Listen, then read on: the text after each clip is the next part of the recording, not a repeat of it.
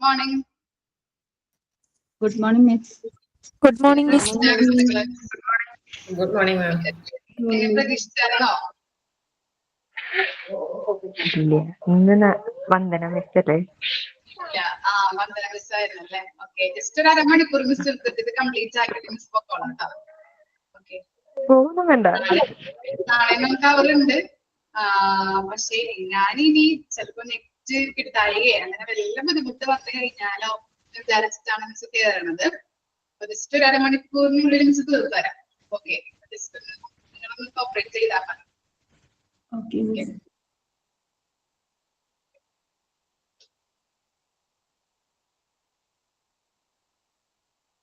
ഇത് നമ്മൾ പറഞ്ഞതാണോ? Ways to improve patient satisfaction. നമ്മള് ഇവിടെ തുടങ്ങിയല്ലേ എടുക്കാനുള്ളത്? അറിഞ്ഞിട്ടില്ല അല്ല, നോക്കാട്ടോ. Ways to improve patient satisfaction. How can patient satisfaction be improved? നമുക്ക് എങ്ങനെയൊക്കെ patient satisfaction improve ചെയ്യാൻ പറ്റും അല്ലേ? നോക്കാം. Highly effective strategies for enhancing patient satisfaction scores spin around creating an environment in which the patient have a positive overall experience with all members of their medical team. അതെന്താണ്? Patient satisfaction സ്കോർസുകൾ improve ചെയ്യണമെങ്കിൽ ഏറ്റവും നല്ലൊരു മാർഗം എന്താണെന്ന് വെച്ചാൽ എന്താണ്? ഹോസ്പിറ്റലിൽ നിന്ന് കൊടുക്കുന്ന സേവനങ്ങൾ നമ്മൾ എന്ത് ചെയ്യണം? നല്ല രീതിയിൽ ഇംപ്രൂവ് ആക്കേണ്ടത് അത്യാവശ്യമാണ് അല്ലെ? ആ ഹോസ്പിറ്റലിൽ വരുന്ന പേഷ്യൻസിന് നല്ല രീതിയിലുള്ള കെയർ, നല്ല രീതിയിലുള്ള സർവീസുകൾ, നല്ല രീതിയിലുള്ള ബിഹേവിയർ, ടെക്നോളജീസ്, അങ്ങനെയുള്ള ഓവറോൾ ആയിട്ടുള്ള എല്ലാ കാര്യങ്ങളും ഇംപ്രൂവ്മെന്റ് വരുത്തി കഴിഞ്ഞിട്ടുണ്ടെങ്കിൽ അല്ലെങ്കിൽ നല്ല രീതിയിൽ അവർക്ക് പ്രൊവൈഡ് ചെയ്യുകയാണെങ്കിൽ പേഷ്യന്റ് സാറ്റിസ്ഫാക്ഷൻ ഉയർത്തിക്കൊണ്ടുവരാനായിട്ട് സാധിക്കുന്നുണ്ട്. ഓക്കെ, അപ്പൊ ഒരു 8 ക്രിയേറ്റീവ് വേസ് ആണ് അവിടെ കൊടുത്തിരിക്കുന്നത്. പേഷ്യന്റ് സാറ്റിസ്ഫാക്ഷൻ ഇംപ്രൂവ് ചെയ്യുന്നതുമായിട്ട് ബന്ധപ്പെട്ട 8 ക്രിയേറ്റീവ് വേസ് ആണ്. നോക്കാം. ഫസ്റ്റ് എന്താണ് പറഞ്ഞത്? എൻഷുർ ടൈംലി ഫോളോ അപ്സ് അല്ലെ? ഫോളോ അപ്സുകൾ ടൈമിലി പേഷ്യൻസിന് പ്രൊവൈഡ് ചെയ്യണം. കറക്റ്റ് ആയിട്ട് നടക്കുന്നുണ്ടോ എന്നുള്ളത് ഉറപ്പുവരുത്തേണ്ടത് അത്യാവശ്യമുണ്ട്. സെക്കൻഡ് നോക്കാം. Focus on communication between providers and patients. എന്താണ്? ഡോക്ടേഴ്സുമായാലും ഹെൽത്ത് കെയർ പ്രൊവൈഡേഴ്സിൽ ആരൊക്കെ ഉൾപ്പെടുന്നുണ്ട്? സ്റ്റാഫുകള്, നഴ്സുകള്, ഡോക്ടേഴ്സ് അല്ലെ? അങ്ങനെയുള്ള എല്ലാവരും, അതുപോലെ തന്നെ പേഷ്യൻസും നല്ല രീതിയിൽ ഹെൽത്ത് കെയർ പ്രൊവൈഡേഴ്സും പേഷ്യൻസും നല്ല രീതിയിൽ കമ്മ്യൂണിക്കേഷൻ നടത്തേണ്ടത് അത്യാവശ്യമാണ്.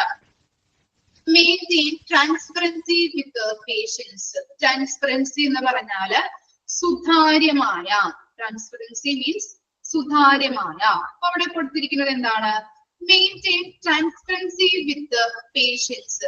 അവിടെ ഉദ്ദേശിക്കുന്നത് ഒരു ക്ലാരിറ്റി ഉണ്ടാവണം. ഓക്കെ, ഡോക്ടേഴ്സ് കുറെ നേരം കുറെ കാര്യങ്ങൾ പറഞ്ഞ് അവരെ മനസ്സിലാക്കി, ചിലപ്പോൾ കുറെ കാര്യങ്ങൾ പറയുമ്പോൾ അവർക്ക് മനസ്സിലാവില്ല. അപ്പൊ അവർക്ക് ആവശ്യമായിട്ടുള്ള പേഷ്യൻസിന് എന്താണ് ഇപ്പോ വീട്ടിൽ പോയിട്ട് വർക്ക്ഔട്ട് ചെയ്യേണ്ട കാര്യങ്ങളോ, അല്ലെങ്കിൽ ഡയറ്റ് പ്ലാൻ എങ്ങനെയാണ്, അല്ലെങ്കിൽ മരുന്ന് കഴിക്കേണ്ടത് എങ്ങനെയാണ്, അപ്പൊ അങ്ങനെയുള്ള എല്ലാ കാര്യങ്ങളും ക്ലിയർ ആയിട്ട് അവരുമായിട്ട് കമ്മ്യൂണിക്കേറ്റ് ചെയ്യണം. മനസ്സിലായോ? ഓക്കെ, അതുപോലെ തന്നെ ഇപ്പോ അസുഖം ബാധിച്ചവരാണെങ്കിൽ, റെയർ കേസുള്ള അസുഖങ്ങളൊക്കെ ആണെങ്കിൽ നമുക്ക് ഇങ്ങനെയുള്ള ട്രീറ്റ്മെന്റുകളാണ് ചെയ്യേണ്ടത്, ഇന്ന മരുന്നുകൾ നമുക്ക് ചെയ്യേണ്ടത് അത്യാവശ്യമാണ്. ഓക്കെ, അപ്പൊ അങ്ങനെയുള്ള എല്ലാ കാര്യങ്ങളും പേഷ്യൻസിന് പറഞ്ഞ് അവരെ ബോധ്യവാന്മാരാക്കി കൊടുക്കേണ്ടത് അത്യാവശ്യമാണ്. ഇനി എന്താണ്? Prioritise short wait times. നമുക്കറിയാലോ അവരുടെ ആ വെയിറ്റിംഗ് ടൈമുകൾ അല്ലെ? കുറെ നേരം ഡോക്ടറെ കാണാനായിട്ട് കൺസൾട്ടേഷന് വേണ്ടിയിട്ട് കുറെ നേരം നിൽക്കുമ്പോ പേഷ്യൻസിനും ബുദ്ധിമുട്ടായിരിക്കും. അപ്പൊ അവരുടെ വെയിറ്റിംഗ് ടൈമുകൾ കുറയ്ക്കണം. ഓക്കെ, അവരെ അധികം നേരം ബുദ്ധിമുട്ടിക്കാനായിട്ട് പാടില്ല. Strive to implement procedure to educate patient about the treatment plans. Fifth പോയിന്റിൽ പറയുന്നത് എന്താണ്? Strive to implement procedures to educate patients about treatment plans. ചികിത്സാ പദ്ധതികളെ കുറിച്ചിട്ട് രോഗികളെ പഠിപ്പിക്കുക. അതുപോലെ തന്നെ ഇന്ന നടപടികൾ പഠിപ്പിക്കുന്ന ആ നടപടിക്രമങ്ങള് അതുപോലെ നടപ്പിലാക്കാനായിട്ട് ശ്രമിക്കണം. ഓരോരോ പ്രൊസീജിയേഴ്സ്. ഫോർ എക്സാമ്പിൾ പറയാം, ഇപ്പൊ ക്യാൻസർ പേഷ്യൻസ് ആയിട്ടുള്ള രോഗികളാണെങ്കിൽ അവർക്കൊരു മനോധൈര്യം കൊടുക്കുക, അതുപോലെ തന്നെ നമ്മൾ കീമോ ചെയ്യുമ്പോൾ ഇങ്ങനെ മറ്റ് സൈഡ് എഫക്ട്സുകളൊക്കെ ഉണ്ടാവും. അപ്പൊ അങ്ങനെയുള്ള കാര്യങ്ങളൊക്കെ ബോധ്യവാന്മാരാക്കി അവരെ കൊടുക്കേണ്ടത്. ഇന്ന പ്രൊസീജിയറിലൂടെയാണ് ട്രീറ്റ്മെന്റുകൾ ചെയ്യുന്നത്, ഇന്നത് കഴിയുമ്പോൾ ഇന്നതാണ്, അങ്ങനെയുള്ള ഓരോ കാര്യങ്ങളും പ്രൊസീജിയേഴ്സ് നടപടിക്രമങ്ങള് അവരെ പറഞ്ഞ് മനസ്സിലാക്കി കൊടുക്കണം. ഇനി എന്താണ് utilise feedback from patients to analyze the patient satisfaction metrics. നമുക്കറിയാം എങ്ങനെയാണ് ഫീഡ്ബാക്ക് കളക്ട് ചെയ്യുന്നത്.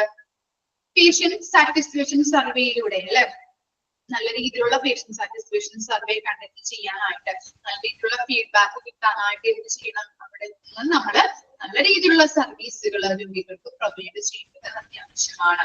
അതുപോലെ തന്നെ അവരുടെ കയ്യിൽ നിന്ന് ഫീഡ്ബാക്കുകൾ കളക്ട് ചെയ്യുമ്പോൾ ഏതൊക്കെ മേഖലകളിലാണ് മാറ്റങ്ങൾ വരുത്തേണ്ടത്, എവിടേക്കാണ് ഇംപ്രൂവ്മെന്റ് ചെയ്യേണ്ടത് എന്നുള്ളത് നമുക്ക് ഐഡന്റിഫൈ ചെയ്യാനായിട്ട് പറ്റും. ഇനി എന്താണ് implement technological support system for greater facility efficiency. നല്ല രീതിയിലുള്ള ടെക്നോളജീസ് അല്ലെ, ടെക്നോളജീസ് എന്ന് പറയുമ്പോൾ എക്വിപ്മെന്റുകള്, അതുപോലെ പല നല്ല രീതിയിലുള്ള മെഷീൻസ്, സ്കാനിങ് മെഷീൻസ് ഒക്കെ ഉണ്ടാവും അല്ലെ, MRI എടുക്കാനും എക്സ്റേ എടുക്കാനും CT സ്കാൻ എടുക്കാനായിട്ട്, അങ്ങനെ പല രീതിയിലുള്ള എൻഡോസ്കോപ്പി, അങ്ങനെ എല്ലാ രീതിയിലുള്ള ആ ടെക്നിക്കൽ ആയിട്ടുള്ള സപ്പോർട്ടിങ്ങും രോഗികൾക്ക് അവിടെ അത്യാവശ്യമാണ്. നല്ല രീതിയിലുള്ള ടെക്നോളജിയും ടെക്നിക്കൽ ആയിട്ടുള്ള കാര്യങ്ങള്, എക്വിപ്മെന്റ്സ് ആയാലും മെഷീൻസ് ആയാലും നല്ല രീതിയിൽ വർക്കിംഗ് ആയിട്ടുള്ള മെഷീൻസ് ഒക്കെ ആയിരിക്കും അവിടെ പ്രൊവൈഡ് ചെയ്യേണ്ടത്. ഇനി എന്താണ് improve the facility environment and culture. സാംസ്കാരികപരമായിട്ടും അതുപോലെ തന്നെ നല്ല രീതിയിലുള്ള എൻവയോൺമെന്റ്, എല്ലാ സൗകര്യങ്ങളോടും കൂടിയിട്ടുള്ള എൻവയോൺമെന്റ് ആർക്ക് പ്രൊവൈഡ് ചെയ്യേണ്ടത് അത്യാവശ്യമാണ്, ഈ പേഷ്യൻസിന് പ്രൊവൈഡ് ചെയ്യേണ്ടത് അത്യാവശ്യമാണ്. ഇതുവഴി നമുക്ക് എന്ത് ചെയ്യാൻ പറ്റും, പേഷ്യന്റ് സാറ്റിസ്ഫാക്ഷൻ ഇംപ്രൂവ് ചെയ്യാനായിട്ട് സാധിക്കും. ഓക്കെ, അത്തരം കാര്യങ്ങളാണ് 8 ക്രിയേറ്റീവ് വേസ് ആയിട്ട് വരുന്നത്. ഒന്ന് വായിച്ചു വെക്കാട്ടോ അത്. ഓക്കെ ആണോ? 8 പോയിന്റ്സിൽ എന്തെങ്കിലും ഡൗട്ട് ഉണ്ടോ? ഓക്കെ, ഇനി നെക്സ്റ്റ് ആണ് develop റാപ്പോർട്സ്. Fear often gets in the way of the patient's stability to retain important clinical information, which includes the self-care instructions.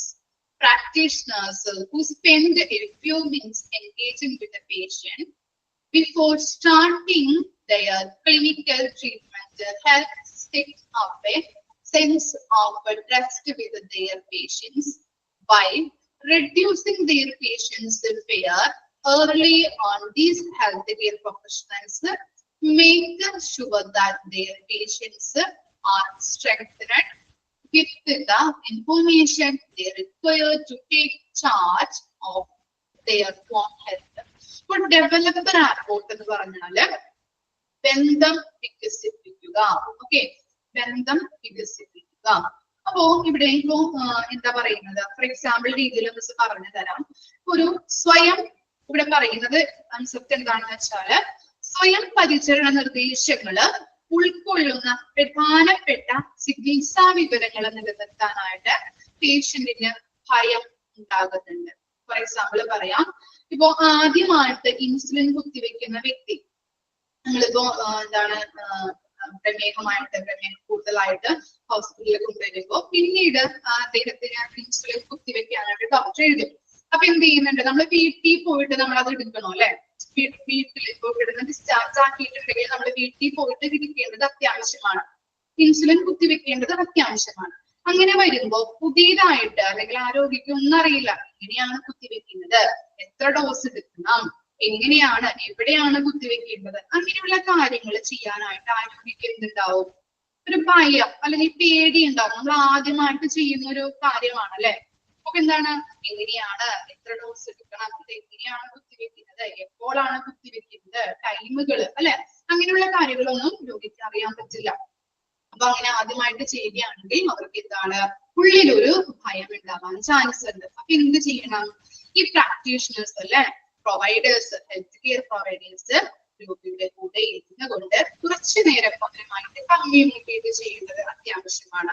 അവർക്ക് എന്താണ് ഇന്ന കാര്യങ്ങൾ പറഞ്ഞു കൊടുക്കുക, ഇത്ര ടൈമിൽ ചെയ്യണം, ഇങ്ങനെയാണ് കുത്തിവെക്കേണ്ടത്, അല്ലെങ്കിൽ ഇത്ര ഡോസ് എടുക്കണം, അങ്ങനെയുള്ള എല്ലാ കാര്യങ്ങളും അവരുടെ അവരുടെ കൂടെ ഇരുന്ന് അവരുടെ കുറച്ചു നേരം സംസാരിച്ചു കഴിഞ്ഞിട്ടുണ്ടെങ്കിൽ ആ ഭയം എന്താകും? കൂടെ കുറയോ? എന്ത് ചെയ്യും? കുറയാൻ ചാൻസ് ഉണ്ട് അല്ലെ? അവർക്ക് എന്താണ്? ഒരു മോട്ടിവേഷൻ കിട്ടും. തന്നെ ചെയ്യാനായിട്ടുള്ള ഒരു എൻകറേജ്മെന്റ് ഇവരുടെ കയ്യിൽ നിന്ന് കിട്ടുകയാണെങ്കിൽ ഒരു മോട്ടിവേറ്റഡ് ആവും അല്ലെ അവര്. തന്നെ ചെയ്യാനും അവർ പ്രാപ്തരാകും. മനസ്സുകൊണ്ട് തന്നെ എന്ത് ചെയ്യാൻ പറ്റും? അവർക്കൊരു തന്നെ ചെയ്യാം എന്നുള്ളൊരു ഫീലിംഗ് വരും അല്ലെ. അതാണ് അവിടെ പറയുന്നത് ഡെവലപ്പ് ബന്ധം വികസിപ്പിക്കുക. മനസ്സിലായോ? നല്ല രീതിയിലുള്ള ഒരു കമ്മ്യൂണിക്കേഷനിലൂടെ ആ ഭയം മാറി അവരുടെ ഹെൽത്ത് കണ്ടീഷൻ സ്ട്രെങ്തൻ ചെയ്യിപ്പിക്കാനായിട്ട് സഹായിക്കുന്നുണ്ട്. ഇനി നെക്സ്റ്റ് നോക്കാം. ക്ലിയർ ആയില്ലേ? ഇനി നെക്സ്റ്റ് ആണ് മേക്ക് ഇറ്റ് പേഴ്സണൽ. എന്താണ്? വ്യക്തിഗതമാക്കുക. വ്യക്തിഗതമാക്കുക. Health care professionals who try to keep eye contact with their patient rather than merely looking at computer screens and charts display their dedications to the patient.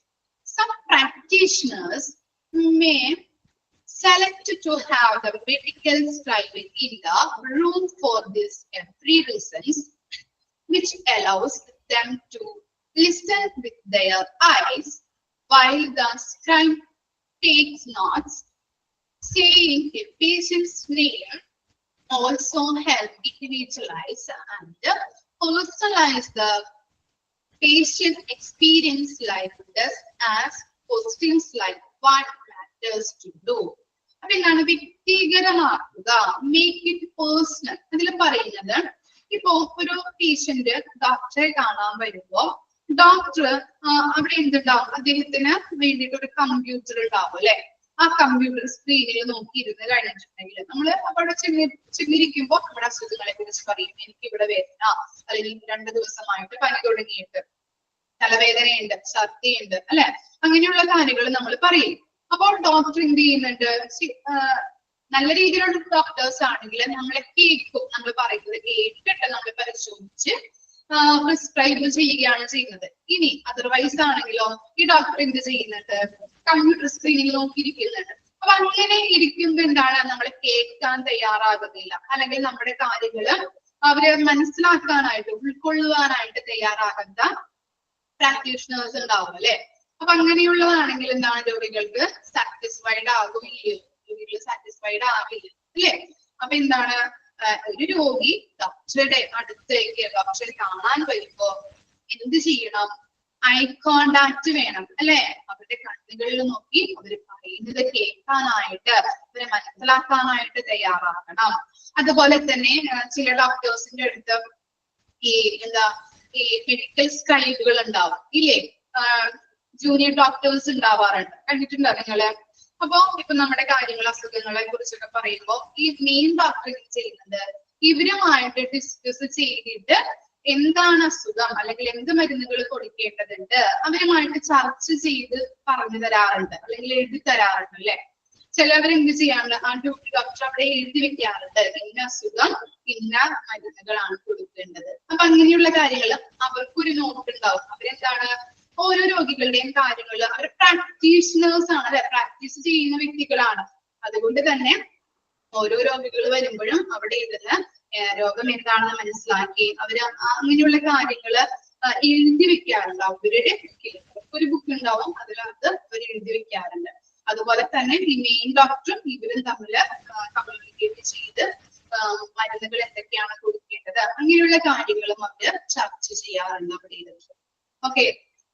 അപ്പൊ അങ്ങനെയുള്ള കാര്യങ്ങളാണ് പറയേണ്ടത്. എന്താണ് ഇപ്പൊ മേക്ക് ഇറ്റ് പേഴ്സണൽ എന്ന് പറയുമ്പോ രോഗി വന്നു കഴിഞ്ഞാല് സ്ക്രീനിലൊന്നും നോക്കിയിരിക്കാതെ രോഗിയുമായിട്ട് നമ്മൾ അവരെ മനസ്സിലാക്കുന്നുണ്ട്, അവരുടെ കാര്യങ്ങൾ അറിയുന്നുണ്ട് എന്ന് ഐഡന്റിഫൈ ചെയ്യാൻ വേണ്ടിട്ട് എന്ത് ചെയ്യണം?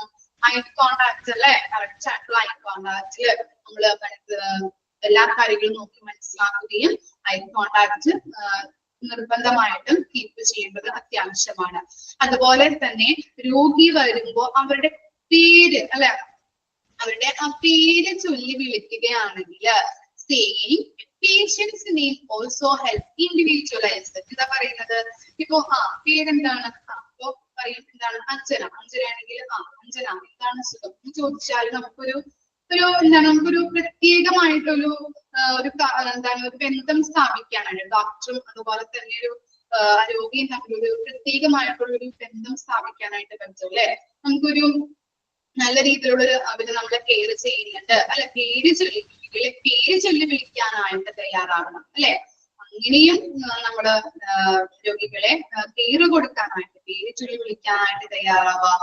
അതുപോലെ ഐ കോണ്ടാക്ട് കൃത്യമായിട്ട് കീപ്പ് ചെയ്യാനായിട്ട് നോക്കാം. അതാണ് മേക്ക് ഇറ്റ് പേഴ്സണൽ എന്ന് പറയുന്നത്.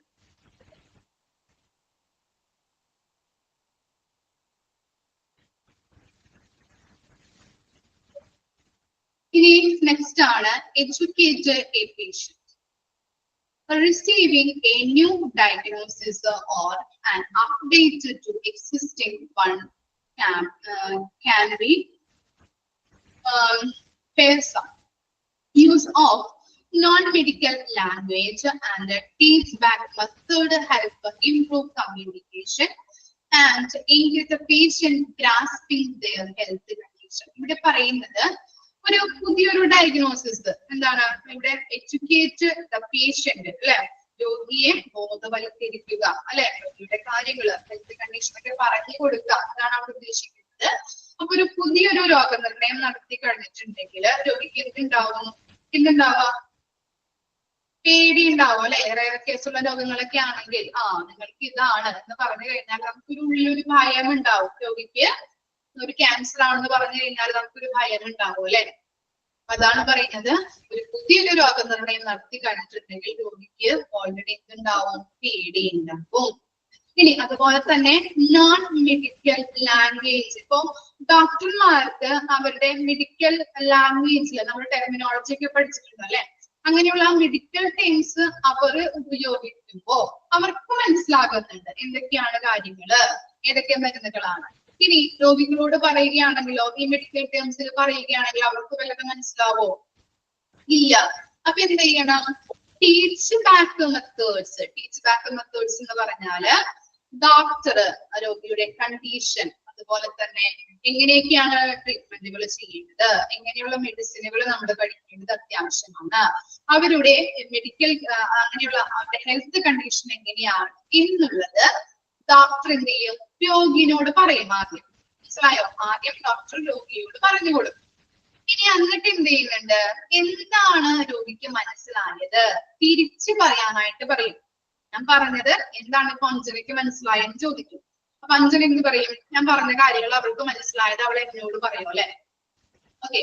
ഇനി അതിൽ എന്തെങ്കിലും മിസ്റ്റേക്കുകളോ എന്തെങ്കിലും ക്ലാരിഫിക്കേഷൻ വരുത്തേണ്ടതുണ്ടെങ്കിൽ ഡോക്ടർ തിരിച്ച് പറഞ്ഞു കൊടുക്കും. ഇങ്ങനെയല്ല, ഇതിങ്ങനെയാണ്.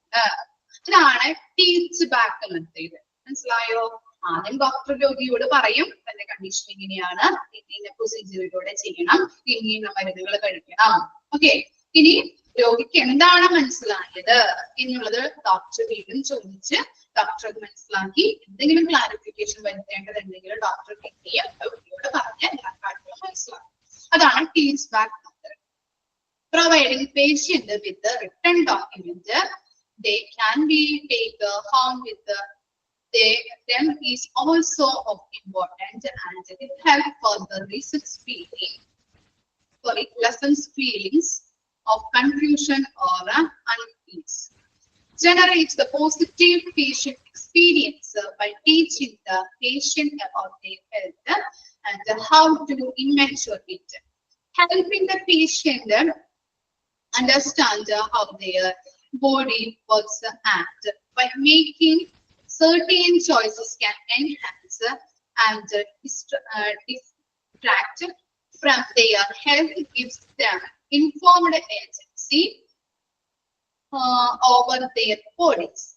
They feel like the hospital is their partner in health instead of another patient person telling them what they should be doing differently. അതുപോലെ തന്നെ പറയുന്നത് എന്താണ്, ഇപ്പൊ നമ്മുടെ അടുത്ത് ഡോക്ടറിന്റെ അടുത്ത് ഒരു അറ്റാക്കുള്ളൊരു വ്യക്തി വന്നു കഴിഞ്ഞിട്ടുണ്ടെങ്കിൽ അയാൾക്ക് എന്താണ് നമ്മള് സ്ക്രീനിൽ കാണിച്ചു കൊടുക്കും അല്ലെ, ഇന്ന ബ്ലോക്കുകൾ ഉണ്ട്, ഇത്തരം ബ്ലോക്കുകളാണ് നിങ്ങൾക്കുള്ളത്, തരത്തിലുള്ള 3 ബ്ലോക്കുകൾ ഉണ്ടെങ്കിൽ നമ്മൾ 3 കൂടുതൽ ബ്ലോക്കുകൾ ഉണ്ടെങ്കിൽ നമ്മൾ എന്താ ചെയ്യേണ്ടത്? ഓപ്പൺ സർജറി ചെയ്യേണ്ടത് അത്യാവശ്യമാണ് അല്ലെ.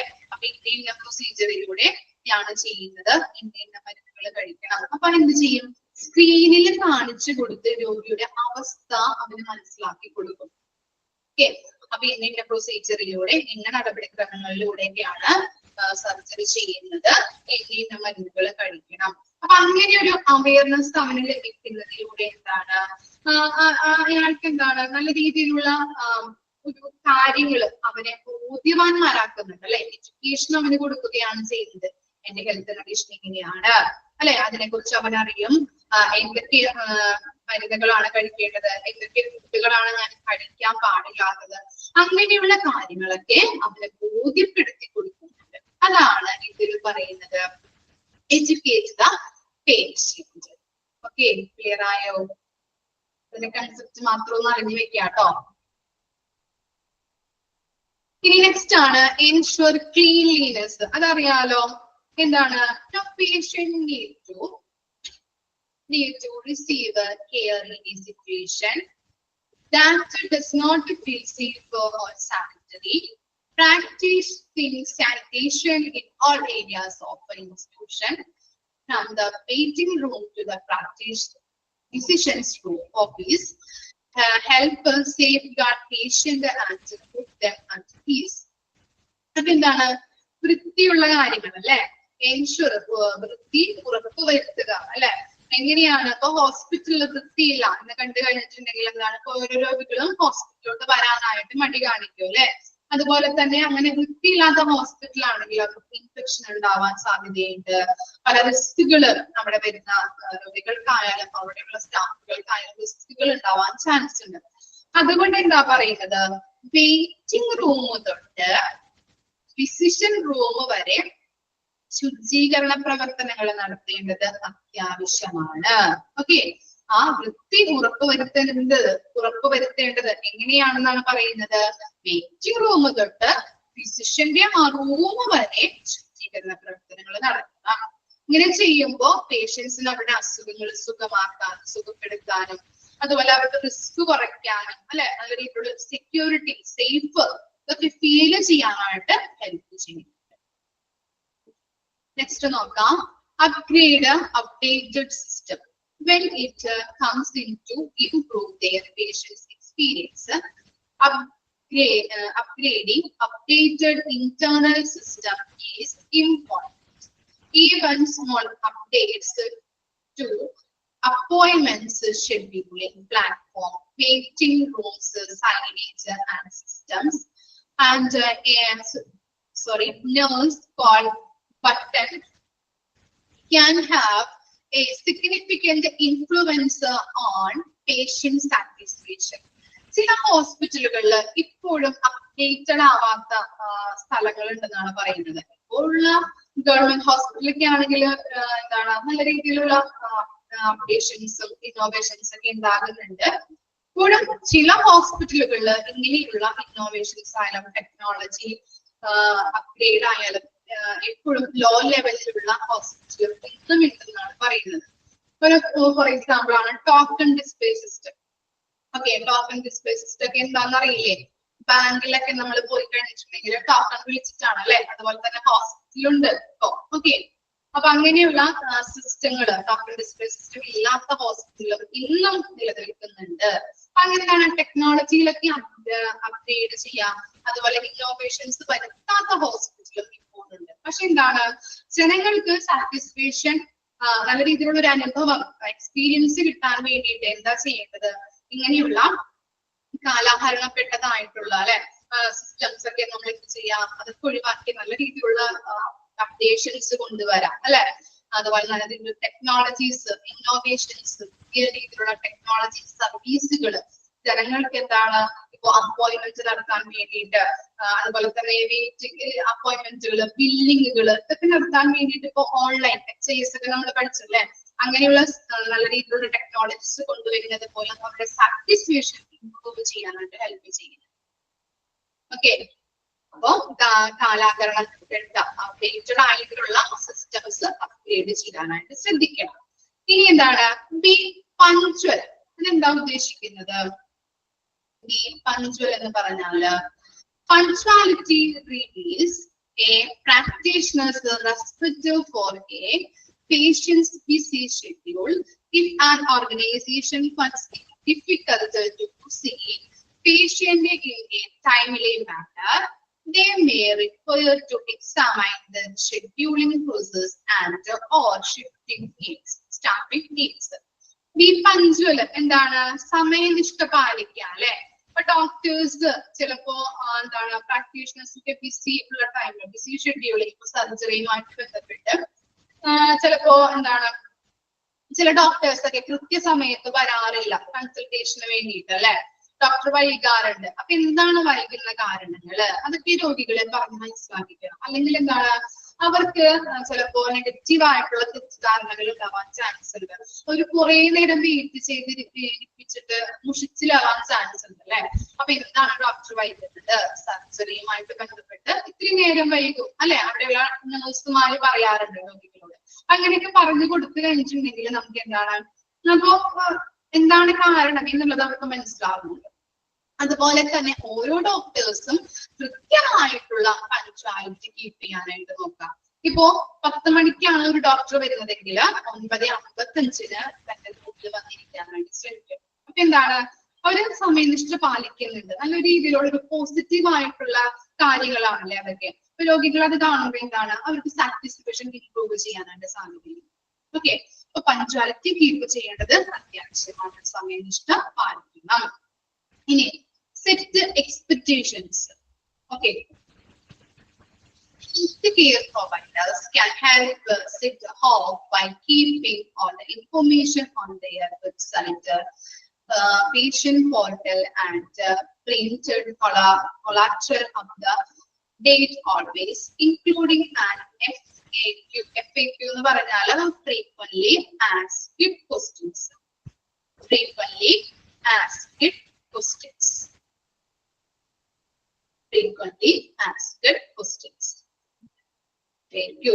Sections on printed and digital material that directs how to refill the prescriptions, receive the care after hours, and schedule appointments also plays a vital role in aligning patients' hope with their experience.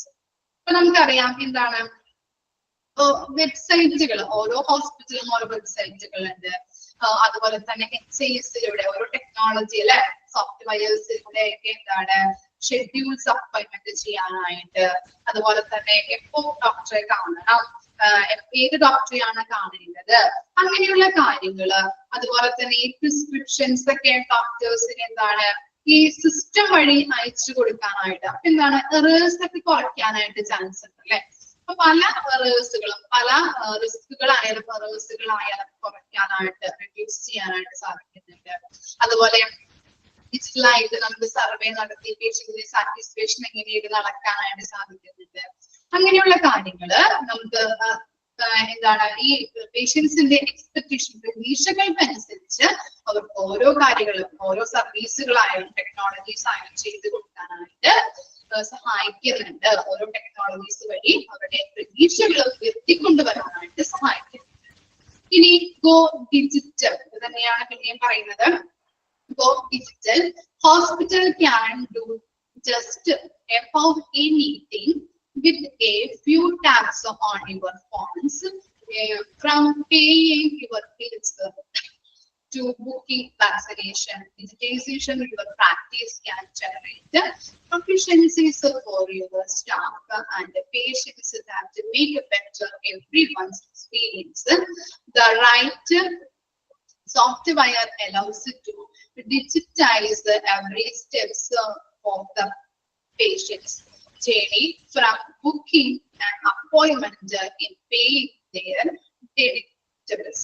ഇവിടെ പറയുന്നത് എന്താണ് ഓരോ കാര്യങ്ങളല്ലേ ഇപ്പൊ benefits നമുക്ക് ഇപ്പോ എല്ലാ കാര്യങ്ങളും ഡിജിറ്റൈസ് ആയതുകൊണ്ട് തന്നെ എന്താണ് നമുക്ക് ബില്ലിങ് സെറ്റിൽ ചെയ്യാൻ പറ്റും, അപ്പോയിന്റ്മെന്റുകൾ എടുക്കാൻ പറ്റും. അതുപോലെ വാക്സിനേഷൻ അല്ലെ, നിങ്ങൾക്കുള്ള വാക്സിനേഷൻസ് ഒക്കെ ചെയ്യാനായിട്ട് ഈ സിസ്റ്റം വഴി, ഈ സോഫ്റ്റ്വെയർ സിസ്റ്റം വഴി സാധിക്കുന്നുണ്ട്. എല്ലാ കാര്യങ്ങളും ഡിജിറ്റൈസ് ആയതുകൊണ്ട് തന്നെ സ്റ്റാഫുകൾക്ക് കൂടുതൽ പ്രാവീണ്യം, അവർക്ക് അവരുടെ പ്രാക്ടിക്കൽ ആയാലും അവരുടെ ജോലി എളുപ്പമാക്കാനും ടൈം കുറച്ച് രോഗികളെ കെയർ ചെയ്യാനായിട്ട് അല്ലെ, നഴ്സ് കുറയ്ക്കാനായിട്ടൊക്കെ ഈ ഡിജിറ്റൽ ആയതുകൊണ്ട് തന്നെ അവർക്കും ഹെൽപ്പ് ചെയ്യുന്നുണ്ട്. അതുവഴി പേഷ്യൻസിന് സാറ്റിസ്ഫാക്ഷൻ ചെയ്യാൻ പറ്റുന്നുണ്ട്. ഇനി decrease waste time. Decrease the amount of time the patient spent in waiting rooms. Plans to get rid of time spent traveling to and from appointments, removing stress and attendance barriers for any patients. Patient registration paperwork also contributes to longer wait time. And underline cheyato. Patient registration paperwork also contribute to longer wait time. Hospitals can use a secure online program to let the patient complete and submit their registration paperwork before their appointment, further dedicating time spent in the waiting time. നമുക്കറിയാം എന്താണ് ഈ അപ്പോയിന്റ്മെന്റുകൾ എടുക്കുന്ന time ഓരോ digitise ആയതുകൊണ്ട് തന്നെ waiting time അല്ലെ, അപ്പോയിന്റ്മെന്റുകൾ എടുക്കുന്നത് കൊണ്ട് തന്നെ എന്താണ് വെയിറ്റിംഗ് ടൈം കുറയ്ക്കാനായിട്ട് പറ്റും അല്ലെ. പേഷ്യൻസിന് അവിടെ ഡോക്ടറെ കാണുന്ന ടൈം, അവരുടെ എപ്പോഴാണ് ടൈം, അല്ലെങ്കിൽ ഇപ്പൊ 10 ആണെങ്കിൽ നമ്പർ 10 ആണെങ്കിൽ 10 മണിക്ക് ഇരിക്കുന്ന ഡോക്ടർ ആണെങ്കിൽ ഒരു 10:15 അല്ലെങ്കിൽ 10:10 എത്തിയാൽ മതി അല്ലെ. അങ്ങനെയുള്ള ആ വെയിറ്റിംഗ് ടൈം കുറച്ച് പെട്ടെന്ന് ഡോക്ടറെ കണ്ടു പോകാനായിട്ട് പറ്റും. അതുപോലെ തന്നെ സ്ട്രെസ് റിമൂവിങ് സ്ട്രെസ്സുകൾ റിമൂവ് ചെയ്യാൻ പറ്റും. അതുപോലെ തന്നെ എന്താണ് ചിലർക്ക് പേര് വിളിക്കുമ്പോൾ തന്നെ നമുക്ക് പെട്ടെന്ന് തന്നെ കാണാനായിട്ട് പറ്റുമല്ലോ. ഇങ്ങനെ അപ്പോയിന്റ്മെന്റുകൾ നമ്മുടെ ഡിജിറ്റലൈസ് അല്ലെ സിസ്റ്റം വഴി എടുക്കുന്നത് കൊണ്ട് തന്നെ നമുക്ക് പെട്ടെന്ന് തന്നെ ഡോക്ടറെ കണ്ട് അവിടെ നിൽക്കുന്നത് ആ വെയിറ്റിംഗ് ടൈം കുറയ്ക്കാനായിട്ട് സഹായിക്കുന്നുണ്ട്. ഇനി പേപ്പർ വർക്കുകളൊക്കെ ആണെങ്കിലോ, പണ്ടുള്ള കാലങ്ങളിലൊക്കെ പേപ്പർ വർക്ക് വഴിയാണ് എല്ലാ കാര്യങ്ങളും ചെയ്തിരുന്നത്. അതുകൊണ്ട് തന്നെ എന്താണ് ടൈം കുറേ വരുന്നുണ്ട് അല്ലെ. അതുപോലെ തന്നെ അപ്പോയിന്റ്മെന്റുകൾ ഓൺലൈൻ പ്രോഗ്രാമിലായതുകൊണ്ട് തന്നെ വെയിറ്റിംഗ് ടൈം കുറയ്ക്കാൻ പറ്റും. അതുപോലെ എറേഴ്സ് കുറയ്ക്കാൻ പറ്റും. പെട്ടെന്ന് തന്നെ ഡോക്ടറെ കണ്ട് വീട്ടിലേക്ക് പോകാനായിട്ട് സാധിക്കുന്നുണ്ട്. ഇനി എന്താണ് deliver patient focused care. Patients health and well-being should be at the core of everything the hospital and the staff do. Patient-focused care considered a patient's values and individual preference as well as their health requirements. Education and technologies update the streamline their experience in order to patient-focused care, eventually improving the patient experience and the patient satisfaction scores. എന്താണ് ഇപ്പൊ ഹോസ്പിറ്റലുകളിലെ സ്റ്റാഫിന്റെ ലക്ഷ്യം എന്ന് പറഞ്ഞാൽ എന്താണ്? നല്ല രീതിയിലുള്ള patient care കൊടുക്കുക, അല്ലെങ്കിൽ പേഷ്യൻസിന്റെ ആരോഗ്യം നല്ല രീതിയിൽ ആക്കുക അല്ലെ. ലോ ലെവലിലാണെങ്കിൽ അത് ഹൈ ലെവലിലോട്ട് കൊണ്ടുവരാനായിട്ട് ശ്രമിക്കണം സ്റ്റാഫുകൾ അല്ലെ. എന്താണ് അങ്ങനെ പറയാനായിട്ടുള്ള കാരണം? അവർക്ക് പേഷ്യൻസ് വന്നാല്, അല്ലെങ്കിൽ ഇപ്പൊ ഇവര് എന്ത് ചെയ്യുന്നുണ്ട്, ഡിസ്ചാർജ് ആയി പോകുന്ന പേഷ്യൻസ് ആണെങ്കിൽ മറ്റുള്ളവരോട് പോയി പറഞ്ഞ് ഹോസ്പിറ്റലിൽ കൊടുക്കുന്ന സർവീസ് കെയറിനെ കുറിച്ചൊക്കെ പറഞ്ഞിട്ട് മറ്റുള്ളവരും നമ്മുടെ ഹോസ്പിറ്റലിൽ വരാനായിട്ട് ഇടവരും. അതുകൊണ്ട് തന്നെ അവര് ആ സ്റ്റാഫുകളെ നിർബന്ധമായിട്ടും നോക്കേണ്ട കാര്യം എന്താണ്? സ്റ്റാഫുകളുടെ രോഗി കേന്ദ്രീകൃതമായിട്ടുള്ളൊരു കാര്യമാണ് ഹോസ്പിറ്റല് അവരുടെ ലക്ഷ്യം എന്ന് പറഞ്ഞാല്. അപ്പൊ അവർക്ക് കൊടുക്കുന്ന കെയർ എന്ന് പറഞ്ഞാല് നല്ല രീതിയിലുള്ള കെയർ വേണം കൊടുക്കാനായിട്ട്. സ്റ്റാഫുകൾ എപ്പോഴും ശ്രദ്ധിക്കേണ്ട അവരുടെ പ്രധാന ലക്ഷ്യം എന്ന് പറഞ്ഞാല് പേഷ്യൻസിന്റെ ആരോഗ്യവും വെൽബീയിങ്ങുമാണ്. മനസ്സിലായോ? ഓക്കെ. അതുപോലെ തന്നെ എന്താണ് ഇപ്പൊ നെയിം എടുത്ത് വിളിക്കുന്നത്, അതുപോലെ തന്നെ ഐ കോണ്ടാക്ട്, അവരുടെ ആവശ്യങ്ങൾ മനസ്സിലാക്കി അവരോട് പെരുമാറാനായിട്ട് ശ്രമിക്കുക. അപ്പൊ അങ്ങനെയൊക്കെ വരുമ്പോ എന്താണ് നല്ല രീതിയിലുള്ള സാറ്റിസ്ഫാക്ഷൻ ഇംപ്രൂവ് ചെയ്യാനായിട്ട് ഇടവരുന്നുണ്ട്. ക്ലിയർ ആയോ? ഓക്കെ. ഇനി നെക്സ്റ്റ് ഒരു പോയിന്റ് കൂടി ഉള്ളൂ. Encouraging life long learning. Healthcare practice and the system are continually evolving to keep pace. Healthcare professionals required access to vast continuing education courses that expand their knowledge base and improve their ability to provide high quality care. With the right skill sets, practitioners can help increase patient satisfaction scores. എന്താണ് ഇന്നത്തെ കാലത്ത് ആരോഗ്യ പരിചരണ മേഖല ഒരു system വികസിപ്പിച്ചെടുത്തിട്ടുണ്ട് അല്ലെ. ഇപ്പോ ചില ഹോസ്പിറ്റലുകളിലൊക്കെ പണ്ട് കാലങ്ങളിലൊന്നും കീ ഹോൾ സർജറി ഒന്നും ഉണ്ടായിട്ടുണ്ടായിരുന്നില്ല അല്ലെ. ഇപ്പോഴുള്ള ഒരു സിസ്റ്റം ആയിട്ടാണ് കീ ഹോൾ സർജറി ഒക്കെ വന്നിരിക്കുന്നത്. പണ്ട് കാലങ്ങളിലൊന്നും നിങ്ങൾ കേട്ടിട്ടുണ്ടായിരുന്നോ കീ ഹോൾ സർജറിയുടെ കാര്യങ്ങളൊക്കെ? ഇല്ലല്ലേ. ഓക്കെ, അപ്പൊ ഹെൽത്ത് കെയർ പ്രാക്ടീഷണേഴ്സ് ഒക്കെ എന്താണ് നല്ല രീതിയിലുള്ള വാസ്റ്റ് ആയിട്ടുള്ള എഡ്യൂക്കേഷൻ പ്രാക്ടീസുകൾ കൊടുത്ത് അവർക്ക് നല്ല രീതിയിലുള്ള ട്രെയിനിങ്ങുകള് നല്ല രീതിയിലുള്ള സ്കില്ലുകള് വർദ്ധിപ്പിച്ചെടുക്കാനായിട്ട് സഹായിക്കുന്നുണ്ട് പ്രാക്ടീഷണേഴ്സിന്റെ. അതുവഴി നല്ല രീതിയിലുള്ള കെയർ രോഗികൾക്ക് കൊടുക്കാനായിട്ട് സഹായിക്കുന്നു. ഇപ്പോഴുള്ള ഡോക്ടേഴ്സിന് എന്താണ് രോഗിയുടെ ലക്ഷണങ്ങൾ പറഞ്ഞു കഴിഞ്ഞിട്ടുണ്ടെങ്കിൽ ഇതാണ് അസുഖം എന്ന് മനസ്സിലാക്കാനായിട്ട് അത്തരത്തിലുള്ള ഒരു രീതിയിലേക്ക് ഹെൽത്ത് കെയർ സിസ്റ്റം മാറിക്കഴിഞ്ഞു. ഓക്കെ, അപ്പൊ ഇത്രയും കാര്യങ്ങളാണ് എൻകറേജിങ് ലൈഫ് ലോങ് ലേണിംഗിൽ പറയുന്നത്. ഓക്കെ, നല്ല രീതിയിലുള്ള പ്രാക്ടീഷണേഴ്സ് ആയിട്ട് ഓരോ ഡോക്ടറും ഇപ്പൊ എന്താണ് ട്രെയിനിങ്ങുകളും സ്കില്ലുകളും എബിലിറ്റിയും ഒക്കെ നല്ല രീതിയിൽ വർദ്ധിപ്പിക്കുന്നത് കൊണ്ട് തന്നെ നല്ല രീതിയിലുള്ള ട്രെയിനിങ്ങുകൾ നോളജുകൾ ലഭിക്കുന്നത് കൊണ്ട് തന്നെ രോഗിയുടെ ലക്ഷണങ്ങൾ മനസ്സിലാക്കി രോഗം പറയാനായിട്ടുള്ള സാഹചര്യങ്ങളില് ഹെൽത്ത് കെയർ മേഖലകൾ മാറിക്കഴിഞ്ഞു. ഇത്തരം കാര്യങ്ങളാണ് ഇതിൽ പറയുന്നത് കേട്ടോ. ക്ലിയർ ആണോ? ഇത്രയും പോയിന്റ് ഇതോടുകൂടി നമ്മുടെ സാറ്റിസ്ഫാക്ഷൻ പേഷ്യന്റ് സാറ്റിസ്ഫാക്ഷൻ കംപ്ലീറ്റ് ആയിട്ടുണ്ട്. അപ്പോ ഓൾ ദ ബെസ്റ്റ്. നാളെ ക്ലാസ് ഉണ്ടെങ്കിൽ ജസ്റ്റ് ഒന്ന് റിവിഷൻ തരാൻ വരാം. ഓക്കെ, ഇത്രയും നാളെ സപ്പോർട്ട് ചെയ്ത എല്ലാവർക്കും താങ്ക് യു. നിങ്ങളുടെ 3 പേരുടെയും സെക്കൻഡ് ബാച്ച് ആണ്. നിങ്ങൾ ഫസ്റ്റ് H8 ആയിരുന്നു നിങ്ങൾ 3 പേരുടെയും കോംബോ ഉള്ളത്. അതുപോലെ തന്നെ ഇപ്പോ H15 വന്നു. ശരിക്കും പറഞ്ഞിട്ടുണ്ടെങ്കിൽ നിങ്ങളും അത്രയ്ക്ക് എന്താണ് ടീച്ചർമാർക്ക് അത്ര ചിലവർക്ക് വളരെ ബുദ്ധിമുട്ടുണ്ടാക്കാറുണ്ട്. പക്ഷെ നിങ്ങളുടെ ബാച്ച് ആയിട്ടുണ്ടെങ്കിൽ നല്ല രീതിയിലുള്ള ഒരു ബാച്ച് ആയിരുന്നു. ഞങ്ങൾക്ക് അത്രയും സപ്പോർട്ടായിരുന്നു. ഇടയ്ക്കൊക്കെ ഞാൻ ഇടയ്ക്ക് ചീത്തൊക്കെ പറഞ്ഞിട്ടുണ്ടല്ലേ, ചോദ്യം വെച്ചിട്ട് കിട്ടാത്തതിന്. അത്രമാത്രം എന്നെ കൊണ്ട് ചീത്ത അങ്ങനെ പറയിപ്പിച്ചിട്ടില്ല. നല്ലൊരു ബാച്ച് ആയിരുന്നു. ചോദ്യം ചോദിച്ചാല് ഉത്തരം പറയും. നല്ലൊരു ബാച്ച് ആയിരുന്നു ഇപ്പൊ. ഓക്കെ, വിഷമമുണ്ടോ ക്ലാസ് കഴിഞ്ഞതില്? ഇനി ഇപ്പോഴൊന്നും അങ്ങനെയൊന്നും ആവില്ലല്ലോ. മിസ്സിന്റെ ക്ലാസ് നല്ലതായിരുന്നു, എല്ലാം മനസ്സിലാവുന്നു ഒക്കെ ഉണ്ടായിരുന്നു. നല്ല രീതിയിൽ തന്നെയായിരുന്നു മിസ് ക്ലാസ് എടുത്തോണ്ടിരുന്നത് വെച്ചത്. ഓരോ കാര്യങ്ങളും നല്ല വ്യക്തമായിട്ട് തന്നെ പറഞ്ഞുകൊണ്ടിരുന്നത്. എല്ലാവരും 3 മിസ്സുമാരും അങ്ങനെ തന്നെയായിരുന്നു. അപ്പോ നാളെ ക്ലാസ് എന്തെങ്കിലും മിസ് വരാം. എന്റെ ഭാഗത്തുനിന്നായിരിക്കും. എന്താ ശ്രീലക്ഷ്മി? മിസ്സിന് ഡിസ്റ്റർബൻസ് ഉണ്ടെങ്കിൽ എന്റെ മിസ്സിനല്ല, ബാക്കി മിസ്സുമാർക്കാണെങ്കിൽ ഡിസ്റ്റർബൻസ് ഉണ്ടെങ്കിൽ എന്റെ ഭാഗത്തുനിന്നായിരിക്കും. എനിക്ക് എപ്പോഴും ഡൗട്ടാണ്. അത് ശരിയാണ്. പക്ഷെ ഡിസ്റ്റർബൻസ് ഒന്നുമില്ല. ഡൗട്ട് ഉണ്ടെങ്കിൽ ചോദിക്കാം. അതല്ലേ നല്ല കുട്ടികള്. ഡൗട്ട് ഉള്ളവരാണ് നല്ല കുട്ടികള്. എന്താണ് വേറെ എന്തെങ്കിലും പറയാനുണ്ടോ? വന്ദന മിസ് ക്ലാസ് എടുക്കാനായിട്ട് കാത്തിരിക്കുന്നത്. അതുകൊണ്ടാണ് ക്ലാസ് ഉണ്ടെങ്കിൽ നാളെ മിസ് വരാം കേട്ടോ. Happy Onam. Thank you miss. പ്രാർത്ഥിക്കാട്ടോ. നല്ല രീതിയിൽ എക്സാം എഴുതാം. ഗൈഡ് നോക്കാം, മോക്ക് ടെസ്റ്റ് നോക്കാം. നല്ല രീതിയിൽ എക്സാം എഴുതാം. എനിക്കറിയാം കുട്ടികളൊക്കെ ഉണ്ട്, ഇത്തിരി ബുദ്ധിമുട്ടായിരിക്കും ഈ ടൈമിൽ പഠിക്കാനായിട്ട്. എന്നാലും കിട്ടണ ടൈമില് ഒന്ന് നോക്കണം കേട്ടോ.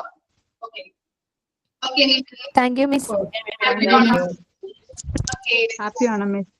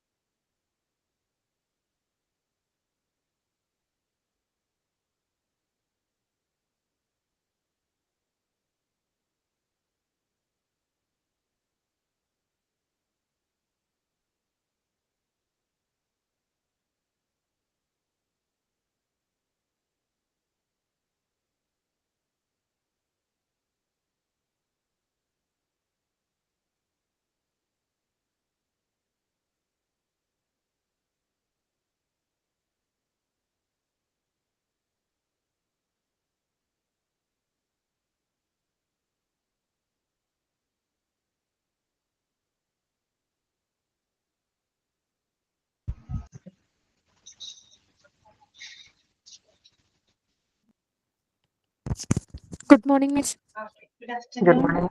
ഗുഡ്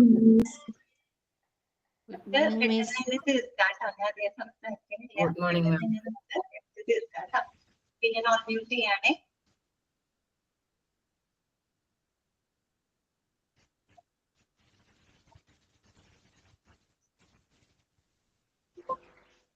ഓക്കെ, അപ്പൊ നമ്മള് കഴിഞ്ഞ ക്ലാസ്സിൽ നമ്മൾ പറഞ്ഞുകൊണ്ടിരുന്നത് കമ്പോണന്റുകൾ അല്ലെ. ഇത് നമ്മള് എത്രാമത്തെ കമ്പോണന്റ് വരെ പറഞ്ഞു നിർത്തി? നമ്മള് 4ാമത്തെ കമ്പോണന്റ് വരെ പറഞ്ഞു കഴിഞ്ഞു കേട്ടോ.